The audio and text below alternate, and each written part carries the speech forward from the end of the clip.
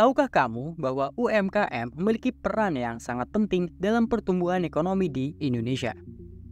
Di video kali ini, kita akan mengungkap bagaimana sektor UMKM berperan besar dalam rencana ambisius Presiden Prabowo Subianto untuk membangun perekonomian yang lebih kuat dan berkelanjutan. Sebelum itu, jangan lupa like dan subscribe untuk informasi menarik lainnya. Terima kasih bagi kalian yang sudah klik video ini.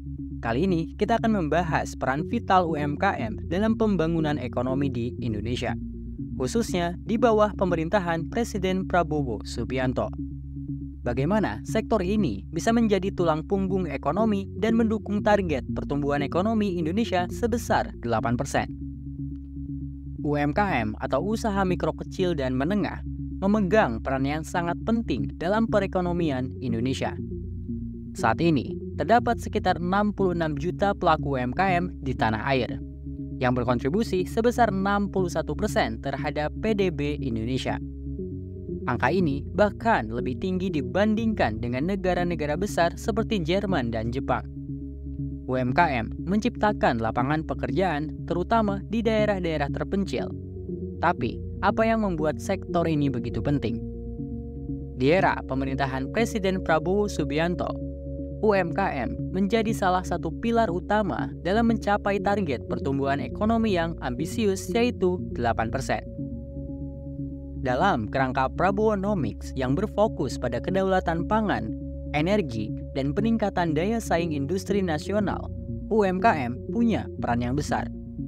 Tak hanya sebagai penggerak ekonomi, UMKM juga menjadi solusi untuk mengurangi ketergantungan Indonesia pada sektor tertentu dan lebih tahan terhadap fluktuasi ekonomi global. Namun, tentu saja UMKM menghadapi berbagai tantangan. Salah satunya adalah keterbatasan akses terhadap pembiayaan yang membuat banyak UMKM kesulitan untuk berkembang. Selain itu, digitalisasi menjadi tantangan baru, terutama bagi UMKM yang belum melek teknologi. Lalu, bagaimana solusinya? Pemerintah Indonesia tidak tinggal diam. Melalui Kementerian UMKM, berbagai program didorong untuk membantu UMKM naik kelas. Salah satunya adalah Kredit Usaha Rakyat atau KUR. Kredit ini menawarkan pembiayaan dengan bunga yang rendah dan persyaratan yang lebih mudah. Selain itu, pemerintah juga mendorong digitalisasi UMKM agar mereka bisa menjangkau pasar yang lebih luas melalui platform e-commerce dan media sosial. Tapi, tidak hanya pemerintah yang berperan. Kolaborasi antara UMKM dengan perusahaan besar juga menjadi kunci.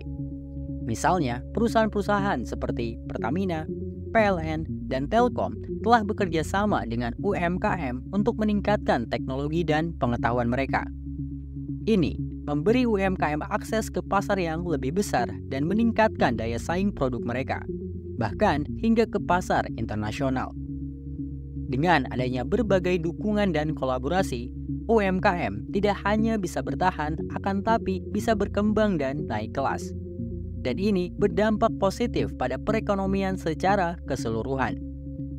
Dengan meningkatnya daya beli masyarakat, menciptakan lapangan kerja, dan yang lebih penting, mendorong pemerataan kesejahteraan di seluruh Indonesia, termasuk daerah pedesaan.